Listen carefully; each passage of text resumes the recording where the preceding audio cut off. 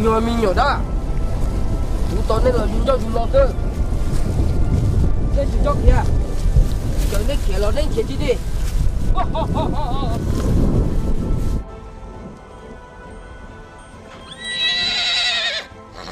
这只中了啥？ 没有的，头个几手打背啊？知道。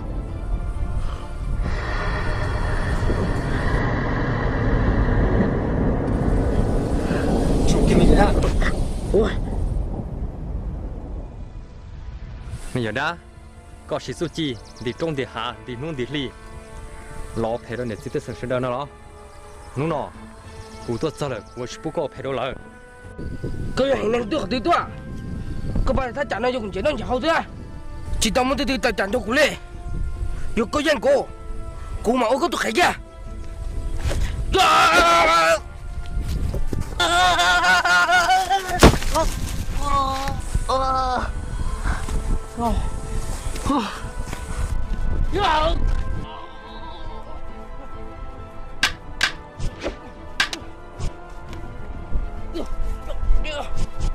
准到了。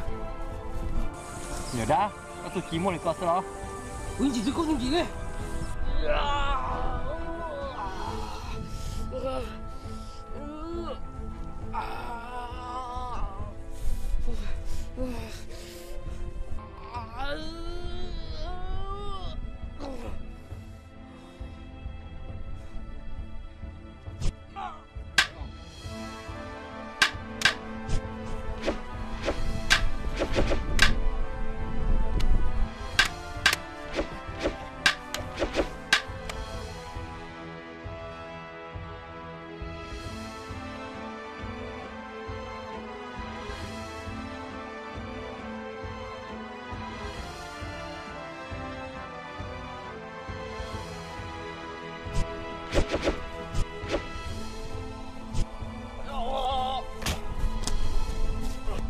到了，在这。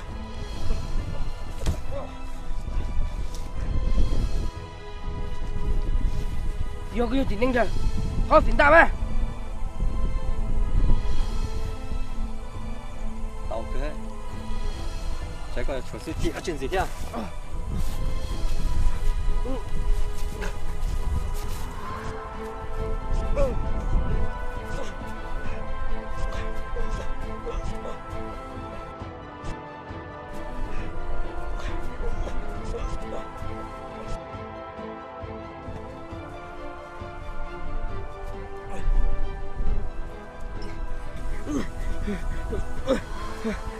对了，有种水果，我讲我都开啊。有那个人事故了咯。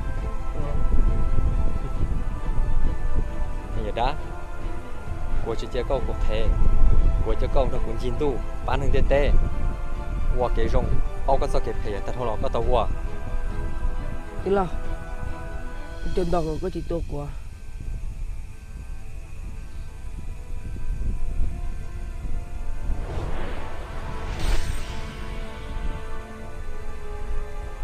Nhớ đã, bây giờ một lúc sáu là sáu cái chết đã, có thể khiển cùng mua được phèn gì nè.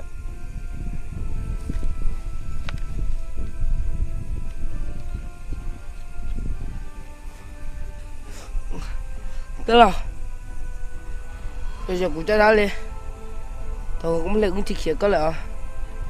Giờ nó từ, cũng trên cỏ, cũng phải một đầu nữa. Chào. Cũng người chơi chiến sản cho có thao cho có phải cho nó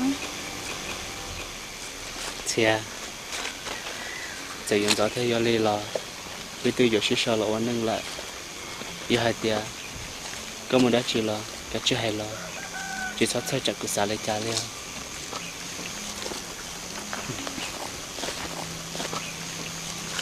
cô nghe theo cái tình cảm chưa yêu tao của em thay tư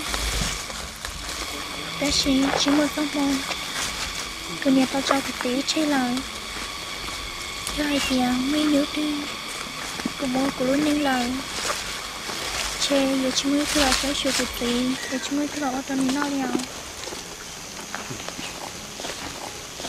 chà hãy chấp nhận được cơ cái chỉ sống nhau xia giờ hạt vậy như thế tôi sẽ sợ làวันนึงlại tôi mà lấy cho cá mùคือtôi có chỉ nó có chỉ hao lo nhưng chủ lấy cha hồi giờ thì cái nhà sơn nó lo